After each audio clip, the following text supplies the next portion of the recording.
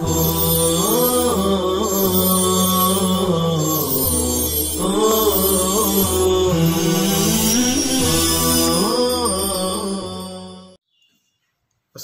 علیکم ورحمۃ اللہ وبرکاتہ۔ بسم اللہ الرحمن الرحیم۔ عزیز طلبہ کرام، گزشتہ کے سبق میں ہم نے سورہ نبا کا خلاصہ پیش کیا تھا، ساتھ ہی سورہ نازعات کی مبادیات کی طرف بھی ہم نے آپ کو متوجہ کیا تھا، اور ہم یقیناً آپ سے پر امید ہیں کہ آپ سن بھی رہے ہوں گے اور دیکھ بھی رہے ہوں گے،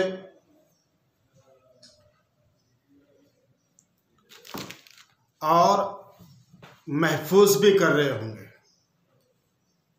عزیز طلبہ، یقیناً آپ کے لیے ہمارے لیے باعث سعادت ہے کہ ہم قرآن پاک کے ترجمے کو سن رہے ہیں، پڑھا رہے ہیں، اور اللہ کی بہت بڑی نعمت ہمیں اور آپ کو حاصل ہے۔ اس لیے ہم آپ سے مزید درخواست کرتے ہیں کہ روزانہ کے پڑھائے ہوئے اسباق کو آپ بغور سنیں گے، لکھنے کی کوشش کریں گے اور اس کو یاد بھی کریں گے، اس لیے کہ جتنا آپ اللہ کے کلام سے اپنی وابستگی ظاہر کریں گے اور اپنے تعلق کا اظہار کریں گے، اللہ آپ کو اتنا ہی اپنا محبوب بنائے گا، اللہ آپ سے محبت کرے گا، اور اللہ آپ کی ہر ضرورت کی اللہ تکمیل فرمائیں گے۔ تو آج ہم انشاءاللہ سورہ نازعات کی آیات کا ترجمہ کرنے جا رہے ہیں، بغور سماعت فرمائیں اور یاد کرنے کی کوشش بھی کریں۔ اعوذ باللہ من الشیطان الرجیم، بسم اللہ الرحمن الرحیم۔ والنازعات غرقا، قسم ہے ان فرشتوں کی جو سختی سے جانیں نکالتے ہیں، قسم ہے ان فرشتوں کی جو سختی سے جانیں نکالتے ہیں، یعنی کافروں کی روحیں اور جانیں سختی سے نکالتے ہیں۔ والناشطات نشطا، اور قسم ہے ان فرشتوں کی جو نرمی سے بندش کھول دیتے ہیں، قسم ہے ان فرشتوں کی جو نرمی سے بندش کھول دیتے ہیں، یعنی مومنین کی روحیں اور ان کی جانیں فرشتے بآسانی اور بسہولت نکالتے ہیں۔ والسابحات سبحا، اور قسم ہے ان فرشتوں کی جو تیزی سے تیرتے ہوئے جاتے ہیں، قسم ہے ان فرشتوں کی جو تیزی سے تیرتے ہوئے جاتے ہیں، یعنی وہ فرشتے جو اللہ کی طرف سے روحوں کو پہنچانے کی خدمت انجام دیتے ہیں، وہ مومنین کی روح کو بڑی خوشبودار کپڑے میں لپیٹ کر آپ کے تیزی سے چلتے ہیں، جس طرح سے پانی میں تیرنے والا لہریں مار کے تیرتا ہے اور تیزی سے نکلتا ہے، ایسے ہی روح لے کے چلنے والے فرشتے آپ کے تیزی سے چلتے ہیں، جیسے تیرنے والا تیزی سے تیرتا ہے، ایسے ہی روح لے کر چلنے والے فرشتے بھی تیزی سے چلتے ہیں۔ والسابحات سبحا، اور قسم ہے ان فرشتوں کی جو تیزی سے تیرتے ہوئے جاتے ہیں۔ فالسابقات سبقا، پھر قسم ہے ان فرشتوں کی جو دوڑ کر آگے بڑھنے والے ہیں، پھر قسم ہے ان فرشتوں کی جو دوڑ کر آگے بڑھنے والے ہیں، اس لیے کہ مومن کی روح کے بارے میں فرشتوں میں مسابقت ہوتی ہے، اور ہر فرشتہ چاہتا ہے کہ اس روح کو لے کر بارگاہ خداوندی میں پیش کرے، اس لیے سبقت کرتے ہیں، دوڑتے ہیں۔ اور فرمایا فالسابقات سبقا، قسم ان فرشتوں کی جو دوڑ کر آگے بڑھنے والے ہیں، اور پھر فرمایا فالمدبرات امرا، پھر حکم الہی کی تعمیل کرنے والے فرشتوں کی قسم، یا ایک یہ ترجمہ کیجئے کہ قسم ہے ان فرشتوں کی جو حکم الہی کی تعمیل کرتے ہیں یا کرنے والے ہیں۔ اللہ کی طرف سے فرشتوں کو جو حکم ہوتا ہے ارواح کے پہنچانے کے بارے میں، فرشتے اس حکم کو بجا لاتے ہیں اور اللہ کے حکم کو بجا لانے میں تیزی کرتے ہیں۔ فالمدبرات امرا، پھر قسم ہے ان فرشتوں کی جو حکم الہی کی تعمیل کرنے والے ہیں۔ اور اب ان قسموں کے بعد فرما رہے ہیں، ہم انشاءاللہ جب لغات بتانا شروع کریں گے تو اس وقت انشاءاللہ ہر لفظ سے متعلق کلام کریں گے۔ سر دست ہم صرف آیات کا ترجمہ کرنے جا رہے ہیں۔ اس کے بعد فرمایا یوم ترجف الراجفہ، جس دن لرزنے والی چیز خوب لرزے گی، جس دن ایک لرزنے والی چیز خوب لرز جائے گی۔ تتبعها الرادفہ، پھر اس کے پیچھے آئے گی ایک پیچھے آنے والی چیز۔ تتبعها الرادفہ، پھر اس کے پیچھے آئے گی ایک پیچھے آنے والی چیز۔ قلوب یومئذ واجفہ،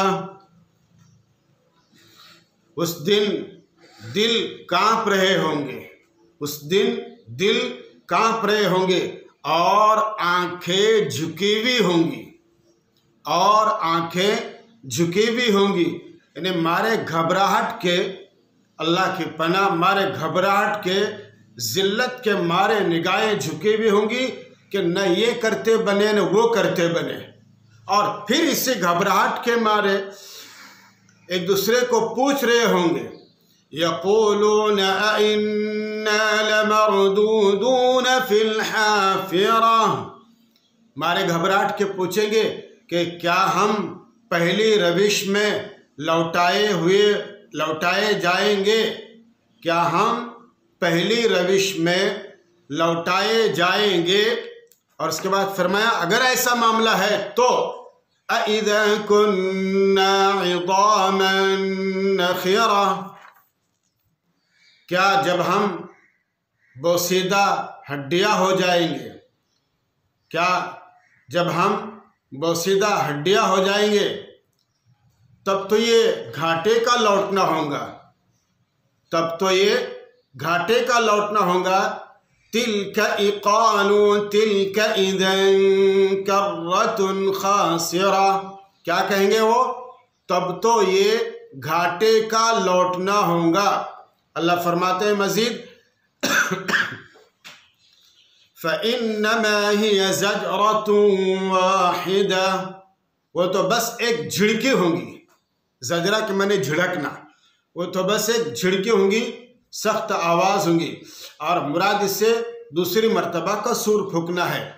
اور پھر فرمایا فَإِذَا هُمْ بِالسَّاهِرَةِ، جس سے وہ میدان محشر میں موجود ہوں گے، جس سے وہ میدان محشر میں موجود ہوں گے۔ فَإِذَا هُمْ بِالسَّاهِرَةِ، جس سے وہ میدان محشر میں موجود ہوں گے۔ اس طرح سے پھر قیامت کا دن شروع ہو جائے گا۔ اور اس کے بعد کیا آیتیں فرماتے ہیں هَلْ أَتَاكَ حَدِيثُ مُوسَىٰ، مخاطب کرتے ہوئے فرماتے ہیں کیا تجھے موسیٰ کا قصہ پہنچا ہے، یعنی سوالیہ انداز میں پوچھ رہے ہیں هَلْ أَتَاكَ حَدِيثُ مُوسَىٰ، کیا تجھے موسیٰ کا قصہ پہنچا ہے۔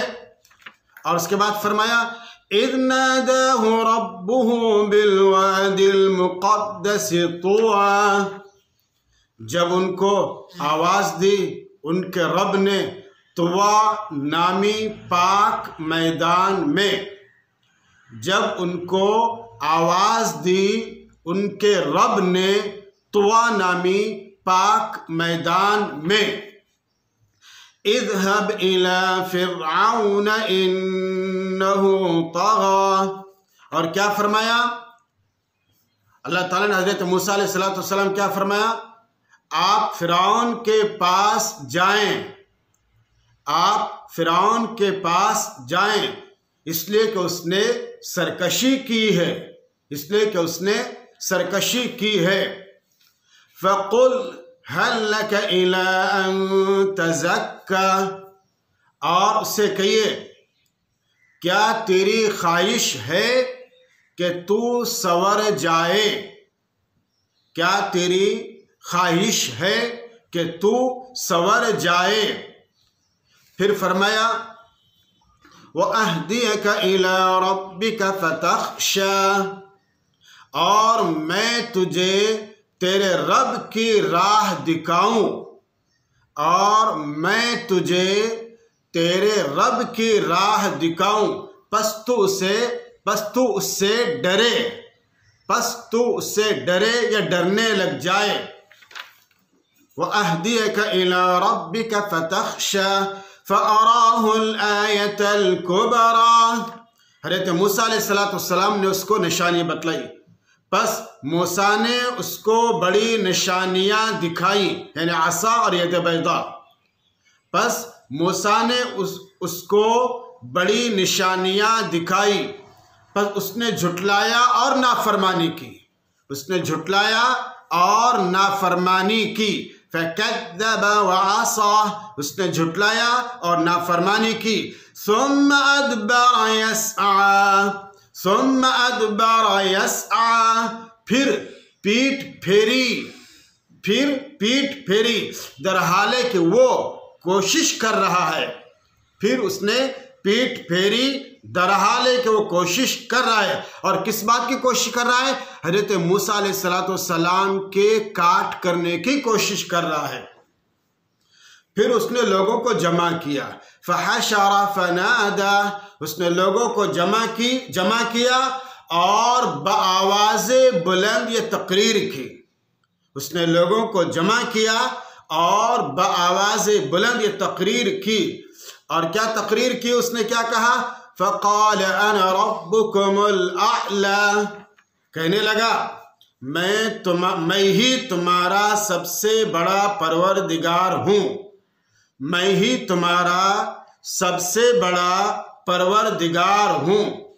اور اس کے بعد پھر کہنے لگا، اللہ نے فرمایا فَأَخَذَهُ اللَّهُ نَكَالَ الْآخِرَةِ وَالْأُولَى، فَأَخَذَهُ اللَّهُ نَكَالَ الْآخِرَةِ وَالْأُولَى، پس اللہ نے اس کو آخرت اور دنیا کے عذاب میں پکڑا، پس اللہ نے اس کو آخرت اور دنیا کے عذاب میں پکڑا، اس لیے کہ آخرت کا عذاب یقینی بھی ہے اور سخت بھی ہے، اس لیے آخرت کے عذاب کو مقدم کیا۔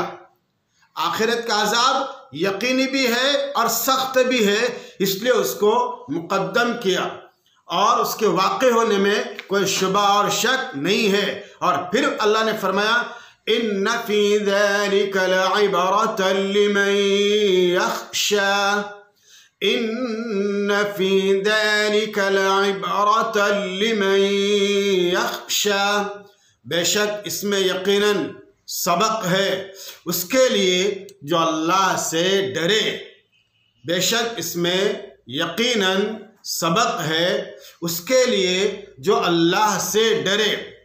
اور اس کے بعد پھر اللہ تعالیٰ فرما رہے ہیں أَأَنْتُمْ أَشَدُّ خَلْقًا أَمِ السَّمَاءُ بَنَاهَا، کیا فرمایا اللہ نے؟ أَأَنْتُمْ أَشَدُّ خَلْقًا أَمِ السَّمَاءُ بَنَاهَا، کیا تمہارا پیدا کرنا زیادہ سخت ہے یا آسمان کا؟ کیا تمہارا پیدا کرنا زیادہ سخت ہے یا آسمان کا؟ اس لیے کہ آسمان کا پیدا کرنا زیادہ مشکل ہے، اس لیے کہ آسمان بڑا بھی ہے اور انسان کے جسامت سے تو مقابلہ ہو ہی نہیں سکتا، اتنا بڑا آسمان ہے، تو جو چیز جتنی بڑی ہوتی ہے اس کو پیدا کرنا اتنا ہی مشکل بھی ہوتا ہے۔ تو اس لیے فرمایا کہ کیا تمہارا پیدا کرنا زیادہ سخت ہے یا ہے کہ آسمان کا؟ ظاہر ہے کہ آسمان کا پیدا کرنا سخت ہے، اللہ نے اس کو پیدا کیا اور اس کو بہترین پیدا کیا اور درست بھی کیا۔ تو عزیز بچوں، یہ چند آیات کا ترجمہ ہوا، اور انشاءاللہ اس کے بعد کے مجلس میں بھی ہم آیات کا ترجمہ کے پیش کریں گے، اور جب وقت رہے گا تو انشاءاللہ کچھ لغات بھی پیش کریں گے۔ اس وقت تک کے لیے اتنا کافی ہے۔ اللہ مجھے اور آپ کو قرآن کریم کا ترجمہ سمجھ کے پڑھنے کی توفیق عطا فرمائے۔